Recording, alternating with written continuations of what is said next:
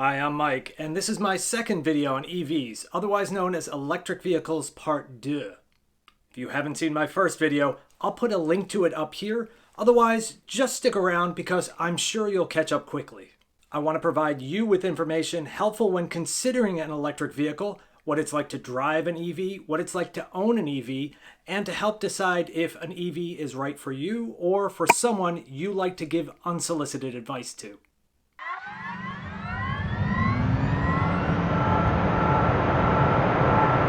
Here are the various types of vehicles today. I'm only going to discuss plug-in vehicles, the ones in the blue box. That includes battery electric vehicles, BEVs, and plug-in hybrid electric vehicles, or PHEVs. Battery electric vehicles only use electricity and store it in a large battery, whereas PHEVs combine a gas engine with an electric motor and a smaller battery. Those vehicles automatically switch between electricity and gas depending on the circumstances. It can get a little confusing because some people lump both types of vehicles into the category of EVs, while other people only consider battery electric vehicles to be a true EV. In this video, when I talk about EVs, I'm referring to battery electric vehicles, but I will compare and contrast them to plug-in hybrids throughout. Fundamentally, people don't like change, but the transition to electric vehicles is inevitable. I wanted to show you a forecast that helps put the numbers into perspective, because I think many people are freaking out by the headlines. The fact is, EVs are coming, but not as quick as you may think. In 2022, EVs look like they're going to account for a little over 5% of new vehicle sales. That's it. And yet, that is a 60% increase year over year.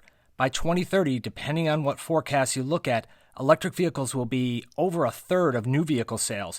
Add to that some plug-in hybrids, and you are getting close to half of all new vehicle sales. In a mature industry like automotive, that is massive disruption. Established automakers and suppliers have many billions of dollars invested in engine and transmission plants. Now they have to ramp up battery and electric motor production or risk being left behind. Another way to look at this data is to consider the total population of vehicles on the road today. EVs and PHEVs make up only about 1% of the 290 plus million registered vehicles on the road. And by 2030, even with new vehicle production shifting to electric, they will still be in the minority of vehicles on the road. That's because cars and trucks are lasting much longer. The average vehicle on the road is 12 years old. That statistic has been increasing steadily for years. That's good news for consumers. In summary, electric vehicle sales are growing quickly, and new vehicles get driven more frequently, so that means more miles driven on electricity, less CO2.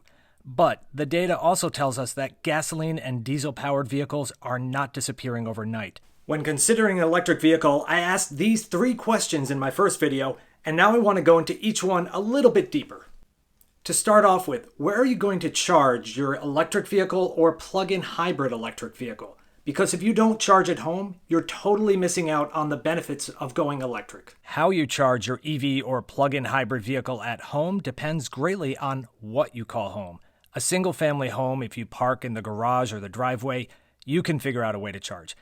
If you own your home, you can always hire an electrician to put an outlet in the exact location you want. If you live in a multi-unit dwelling, like a townhouse, and there is dedicated parking for your vehicle, like a garage or driveway, you should be able to figure something out.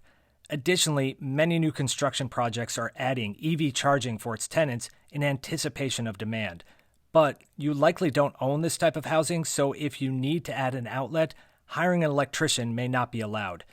Lastly, lofts or apartments often require you to park on the street, in a lot, or in a parking deck far from the building. If the developer or the city don't install public EV charging, it can be difficult to find a place to plug in. Across the U.S., between 1/4 to 1/3 of people cannot currently charge an EV where they live. It is possible to own an EV without charging at home, but it is so much cheaper and convenient if you do charge at home. This is about what a common driving scenario looks for you, something you do daily or at least once a week. It's kind of a trick question because for 95% of Americans, any modern EV can handle it, provided that you charge at home. The median commuting distance in the US is about 19 miles. Let's increase that. I'll assume you don't charge at work, not yet anyway, and have to go somewhere afterwards, to the store. You don't charge there either. Then you go back home to pick up the kids. No time to charge. because you have to get to the game and they win. So afterwards, you go out to celebrate. And finally, after a long day, you're back at home for the night. That's 100 miles. Any modern EV has 2 to 3 times that range. Provided that you charge at home, you shouldn't be anxious about your daily drive. What about a less common driving scenario? How about a 500-mile trip to visit family? Modern electric vehicles have between 200 and 300 miles of range, so you will probably stop twice. But it's normal to stop and eat or take a break. By comparison, gasoline-powered vehicles take much less time to refuel, but unless you've figured out a way to avoid bio breaks, you'll probably make 2 stops as well. Other things to consider? Do you tow? A camper or a boat? EVs can tow, but it does reduce the range. Is there adequate charging where you're going? New stations are being built, but they are not yet everywhere they need to be. And maybe you can get creative with the vehicles you own. For that one long trip a year, rent a minivan. They're great for travel, but you may not want to drive one every day. So what's it like to drive an electric vehicle? Go to your local dealership and take one for a test drive, but there are some things you should know first. Car dealers are slowly starting to get inventory levels back to where they have been historically. However, electric vehicles are in high demand. You should call in advance to make sure they have any to test drive. And when you get there, you may find out that they're marking up over MSRP prices. Electric vehicle startups like Tesla, Rivian, and others have bypassed the traditional dealership model in favor of ordering online and picking up at a company-owned store. However, each state has their own laws in this area. In my state currently, Tesla can service vehicles at these stores, but they cannot conduct sales or test drives. It varies from state to state, so take a look online. Another option you may want to consider is to rent an electric vehicle. There are traditional rental companies that have some in their fleet, or use an app like Turo, which you're basically borrowing people's personal vehicles to try out. It's not free to rent on Turo, but it's a good way to see what it's like to live with a vehicle, more than just a 10-minute test drive. What can you expect when you drive an electric vehicle? I'm going to generalize and use terms like many and some, but I hope it gives you an idea. And I'm talking specifically about battery electric vehicles, full electrics. They are fast, at least they feel very fast. Electric motors develop torque instantly, so they respond as soon as you lay into the pedal. By comparison, an internal combustion engine has to rev up to develop torque. So even if an EV doesn't have ludicrous 0 to 60 times, they feel faster from a dead stop. They are quiet. All that exhaust noise is gone in an EV, but there are other noises you'll hear that are unique to an electric vehicle, such as inverters, which convert DC to AC electricity, and AC-DC. I think it's kind of cool spaceship sound to it, but with the radio on, you'll hardly notice it. And there are other sounds a car makes that typically don't notice with a combustion engine vehicle. Tire noise, wind noise typically get drowned out by the engine and the exhaust, but in an EV, they become a little bit more noticeable. Electric vehicles just feel fun to drive. Electric vehicles are generally heavier than a comparable internal combustion engine vehicle. The batteries are responsible for that extra weight. However, the batteries are typically packed very low along the floorboards of the vehicle. That means the car has a low center of gravity, so the extra weight doesn't cause the car to lean as much in a curve. Those are all positive attributes of an electric vehicle. Now I'm going to point out some things that some people complain about. And you can thank Tesla for this. Like it or not, they're the industry leader right now, so other OEMs are following their lead very closely. Many EVs have ditched the start button. The logic behind this is that an electric motor is ready to go whenever. You don't need to start an electric motor and let the engine idle, but someone coming out of an internal combustion engine vehicle into an EV, it's different, and it may take getting used to. So if there's no start button, how do I shift into drive or reverse? Well, they're changing that too. So regardless of what new vehicle you drive next, don't feel stupid if you have to ask how to shift it into gear. Joysticks, or the stalk, or buttons, or wow, whatever the hell that is. I should say that even many gas-powered vehicles are experimenting with different gear selectors. Something else to look out for in electric vehicles and new vehicles in general, they favor large touchscreen displays over buttons and knobs. Again, this is another automotive trend not entirely unique to electric vehicles, But because automakers want to make EVs the coolest cars in their lineup, they go out of their way for larger and larger displays. Here's the dirty little secret.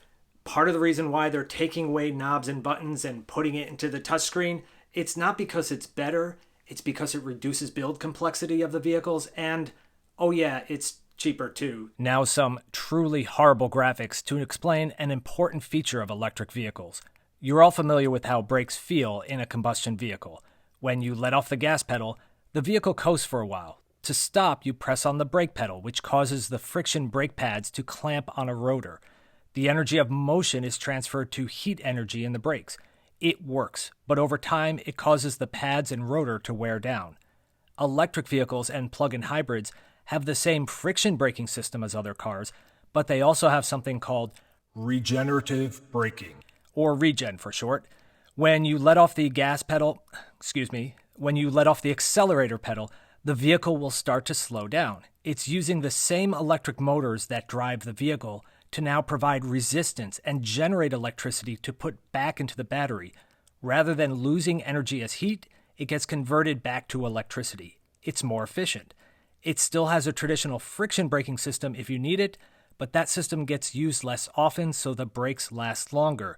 The weird thing is, some EVs regen so strongly that they can come to a complete stop without touching the brake pedal. And automakers have different philosophies about how much to regen brake. Traditional automakers tend to keep it light. You will hardly notice it, especially in plug-in hybrids. They want to provide their customers with a brake feel that is more traditional, not different from their other vehicles. Other electric vehicle manufacturers don't give a damn about traditions. They have very noticeable regen brake feel. This results in something called one-pedal driving, and once you get used to it, it is great. In stop-and-go traffic or subdivisions with lots of stop street, your foot only has to use the accelerator pedal. Personally, I like it when manufacturers let you choose how strong or light the regen brake feels. You may find this under settings on the touchscreen or with a button or paddles to adjust the feel. Just know that the EV you first drive may regen brake strongly. You'll know as soon as you let off the accelerator pedal. There are 3 key factors to any successful long-distance drive in an electric vehicle. The range of the EV is the one that everyone talks about, how far it can go on a single charge. Just as important is how fast the car can charge, how fast you can replenish the electricity in the battery. Lastly, there's the availability of electric vehicle charging stations, something that has been talked about a lot as a reason people aren't comfortable just yet. Early EVs often had a range of less than 100 miles. Some were called compliance cars because they were basically gas-powered vehicles quickly converted to an electric car to earn credits from the government. During this time, Tesla stood out from the pack with vehicles that had much longer range. Over time, first-generation electric vehicles got better. New entries came to the market and continued to improve. Today, newer EVs are getting up to and over 300 miles of range. It's kind of the new benchmark everybody's shooting for. But as I showed you earlier, you may not need that much range. Also keep in mind that EVs have different options that will affect the range. For example, look at the Hyundai Ioniq 5 and Ford Mach-E, 2 excellent EVs by the way. Both feature a smaller standard battery that provides less range, but it's also less expensive. Range also drops when you add all-wheel drive. In summary, range of EVs are increasing, but that doesn't mean you should always choose the vehicle with the biggest number. When looking at range, you also must consider these factors. First of all, don't run your battery down to zero. I wouldn't recommend you run your internal combustion engine vehicle empty, and the same is true for an electric vehicle. On the other end, don't charge your electric vehicle battery to 100% on a daily basis. That may sound strange, but lithium-ion batteries are very complex. Most manufacturers recommend charging only to 80% on a daily basis to maximize the longevity. For the occasional long-distance road trip, it's fine to start your day with 100%, just not every day. Cold weather can affect the range of your electric vehicle. Batteries don't like being cold, so they use electricity to heat themselves up. And that same battery also needs to heat you and your passengers, so range is affected. To be fair, combustion vehicles, especially diesels, can have problems in the cold too. Hot weather affects the range. Batteries in an EV don't like being hot, so they have a cooling system. And that same battery also needs to run the air conditioning for you and your passengers to be cool. So again, range is affected. Now let's talk about charging speed, how long it takes for you to put electricity back into the battery. Water is often used to help explain how electricity works. There's a flow rate of water going into a bathtub. After a set period of time, you should be able to calculate how much water is in the bathtub. Similarly, you have a flow rate of electric power going into the EV. It's measured in kilowatts, thousands of watts of power, and it's a measure you should get comfortable with, so you'll hear it often. Ideally, a charging station that puts out 150 kilowatts after 1 hour should put 150 kilowatt hours into your electric vehicle.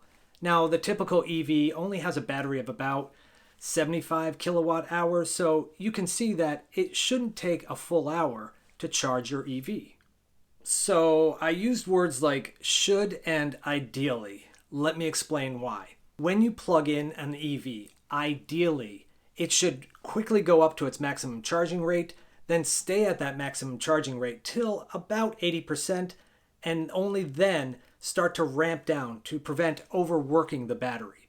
That's an ideal charge curve. In the real world, an actual charge curve is all over the place, and it's not what you always expect. If you have some time, there's a whole genre of videos out there testing how fast EVs charge. You should check some of them out. So EV charging isn't ideal in the real world. Why? When you plug the EV into a charging station, they communicate with each other.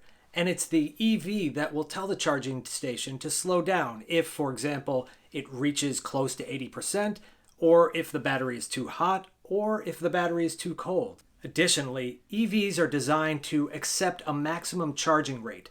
Older, less expensive vehicles will typically charge slower than newer vehicles. For example, the Chevrolet Bolt, which is a great value for an EV, it's an older design and accepts about 50 kilowatts maximum charge rate. The new Hummer EV, by comparison, is much more expensive. It's a brand new platform, and it can accept up to 350 kilowatts of charge. And you have the charging station. They're only designed to put out a maximum amount of power. You'll see a rating for it somewhere on the station. Typically, it could be as low as 50 kilowatts, 150 kilowatts, 350 kilowatts, all types of values in between. So if you go to plug that big Hummer EV into a 50 kilowatt fast charger, I don't care that it can accept up to 350 kilowatts, it's only going to get 50 kilowatts because that's all the charging station is rated for. Finally, the output of a charging station can vary based on other conditions. For example, if all the charging stations in a charging park are being used at once, you may get less than the maximum rating depending on how they were connected into the electrical grid. Let's go deeper into EV charging. I really should be calling this stuff electric vehicle supply equipment, or an acronym EVSE, but I'm going to call them chargers because that's what people commonly call them. Fortunately, the people behind all this came up with a relatively simple convention for the levels of EV charging. Level 1 uses the charger that comes with the vehicle. It plugs into a 120-volt outlet that you find in your garage or outside your house. Easy, but it's slow, sometimes called a trickle charge. Expressed in kilowatts, it delivers 1 to 2 kilowatts to the vehicle. Depending on how efficient the EV is, that's only adding 5 miles of range per hour. Tesla cars use the Tesla plug. All other manufacturers of battery electric vehicles and plug-in hybrids use the J1772 plug, more commonly called the J plug to avoid sounding too nerdy. PHEVs have a smaller battery, so level 1 charging does okay. Battery electric vehicles, though, if all you can do is level 1 charging, it's better than nothing, but let's talk about some other options. What's better than level 1 charging? Level 2, of course. It requires a 240-volt outlet. Your home likely already has one, in the basement for an electric clothes dryer, or in the kitchen for an electric oven. To effectively do level 2 charging at your home, you need to get a 240-volt outlet in the garage or driveway.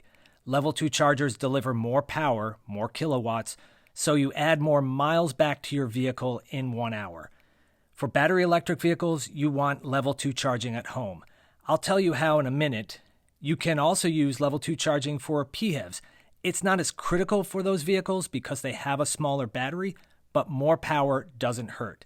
Level 2 charging is great for any destination, your home or at a public destination like work, a hotel, a mall, anywhere where you plan to stay for a few hours. Then we get to level 3. This uses DC or direct current electricity, which is found in industrial locations, not in your house. These DC chargers are rated in kilowatts. You'll find 50, 150, 350 kilowatts, all kinds of values in between. Tesla calls them superchargers, and they use that same Tesla plug. Nice. All other electric vehicles refer to it as fast charging, DC fast charging, high power. And then we get to the plugs. All right. In North America, the Nissan Leaf and the Mitsubishi Outlander plug-in hybrid use the CHAdeMO plug. It's the standard used in Japan. All other non-Tesla EVs use the CCS plug, which is an acronym for Combined Charging System. You can see it's basically the J plug with 2 additional pins at the bottom for faster charging. Typically, there's a rubber plug covering up the lower pins to keep them clean. You remove it when DC fast charging. Going forward, Tesla will continue to use the Tesla plug. All other EVs will use CCS, and CHAdeMO is fading away. As for PHEVs, very few support DC fast charging. They just don't need it. Level 1 and Level 2 charging does just fine for their small batteries. Quick recap. In North America, forget about this plug unless you own a Nissan Leaf. This is the plug Tesla uses, and everyone else is using the J plug / CCS plug. Remember when I told you how great it would be to have level 2 charging at home? But how, you say? If you have a 240-volt outlet in your laundry room, you cannot just run an extension cord all the way to your garage. The first place I would start is with your utility company. Go to their website and they will have a page dedicated to electric vehicles. They may offer rebates on installing home charging, and they will have any information on tax incentives offered by your state. They may have a list of recommended electricians, or they may even install the systems themselves. Next, check with the EV manufacturer that you plan to buy from. They all offer their own hardware, some with unique capabilities designed to work specifically with their vehicles. Chevrolet, for example, is currently offering $1,000 to help pay for installation if you buy one of their vehicles. And if you buy a Tesla, you'll probably want to use a Tesla charger. You can work with a qualified electrician in your area or get a quote online. And yes, I still have a phone book. More and more electricians are getting into this business. Some companies will put together a quote for you online. Just answer some questions, upload a picture of where you park and a picture of your electric service panel. It's that easy, and there's no cost or commitment to get the quote. After all that, if you still haven't purchased a charging station, you can just go online. You can go to Amazon, I've seen them Costco now, and there are lots of reviews you can go check out. Think about how long a cable you need to reach your car. Longer cables are more expensive. Overall, a level 2 charger runs about $500 to $700 for a good one. My recommendation, install a 50 amp, 240 volt outlet called a NEMA 1450. You can opt for a higher amperage, more powerful circuit if you want. If you really want to go all in, ask the electrician for an estimate to add not 1, but 2 places to charge your electric vehicles. And how much will this cost? Depends on your house. One outlet can be under $1,000 if the circuit panel is close to where you park. It can be upward of $3,000 if you need to run a line from further away. And some older homes have undersized electrical service panels that would need to be updated. Don't think of this electrical work as an expense. Think of it as an investment in your house. And it's an investment that may have rebates and tax deductions to help offset the cost. Plus, you'll save money over paying for public charging or paying at the pump. When you go on a long road trip, there are some things you need to know. First would be location. Where are the charging stations located? Second would be plug type. Do you need a Tesla plug or do you need a CCS plug that many other vehicles use? Everyone! Got it. Everyone uses other than Tesla. I got it. And last would be the power level. Those are the 3 key things you need to know, but there's some additional information. To demonstrate, this is an app you can download called PlugShare. It's popular in the US. Let's see how electric vehicles will play in Peoria. The locations you see here are for non-Tesla vehicles. a good number of locations. However, the green icons are level 2 chargers that take hours. The orange icon is for a DC fast charger, a level 3, and there really is only one. So if you are passing through Peoria in a non-Tesla, this is your only choice. Or keep going 35 miles to Normal, Illinois, where there are 4 DC fast chargers from Electrify America. I can switch the app to show you Tesla plugs. In that case, there are fewer level 2 chargers in Peoria, but there is a Tesla supercharger with room for 8 cars. Beyond this essential information, it would be nice to know if the charging stations are available, are they being used, or if they're broken. It would be nice to know the price they charge, and ideally, when you enter a destination that is beyond the range of the vehicle, it should provide navigation to the destination with recommended stops along the way and for how long you should stop to charge. Tesla cars can plan a route and recommend Tesla superchargers location along the way, but it ignores other EV chargers that do offer Tesla plugs. Other vehicles like this Ford can also plan a route with charging. Ideally, the system would take availability of charging, speed, and price into account so you don't have to think about it. Automakers right now are doing a pretty good job of this on their vehicles, but there's definitely room for improvement.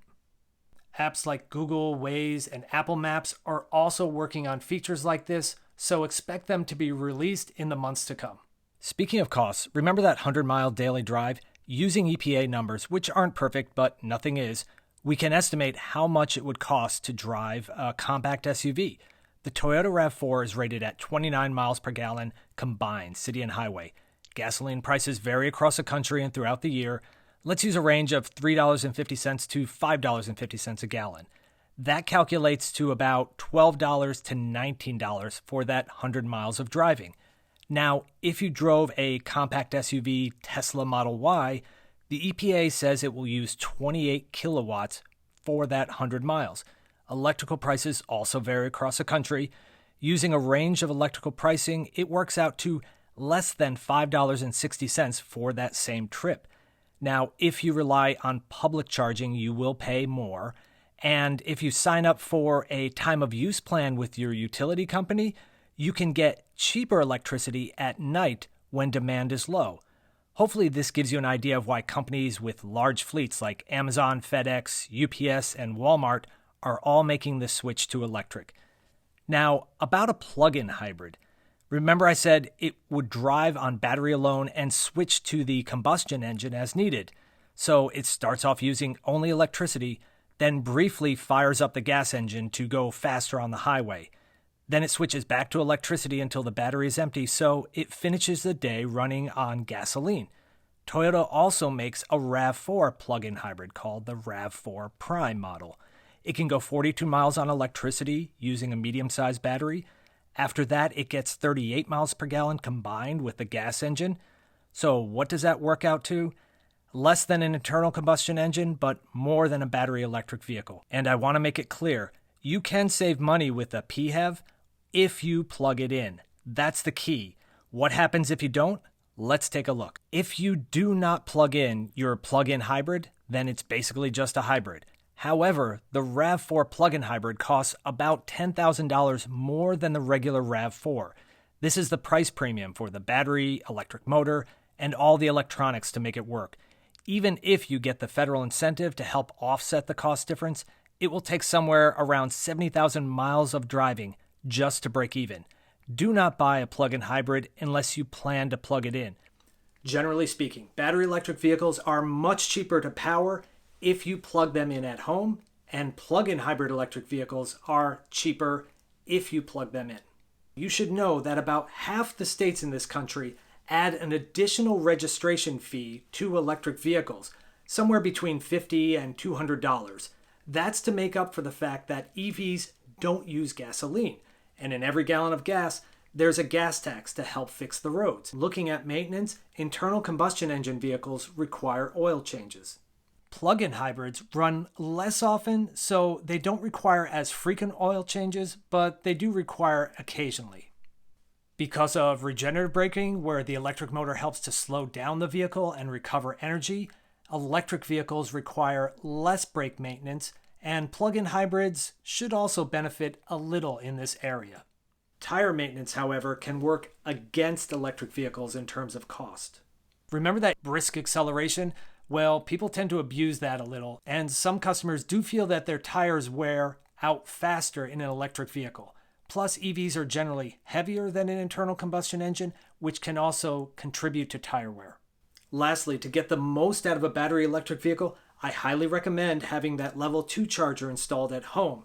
That's an extra cost, but it can be offset by incentives from your utility company or other rebates. PHEVs can actually do okay with simple level 1 charger plugged into a regular outlet, so installing a level 2 is still a good idea, but it's not as critical. Electric vehicles and plug-in hybrid electric vehicles can qualify for federal and state incentives to make them cheaper. Do your homework on this. It's big money. As I'm doing this video right now, the final list of vehicles that qualify for the federal incentive has not been determined. To end this video, I want to talk about something that I said in my last video. We are still very early in the adoption curve for electric vehicles. So if you're a little confused, a little cautious, skeptical, that's okay. It's normal at this point. But look into it because electric vehicle may be a great option for you. Thank you for watching this video. I hope you found it informative. If so, you know what button to press, and subscribe to see what videos I come out with next. Bye-bye.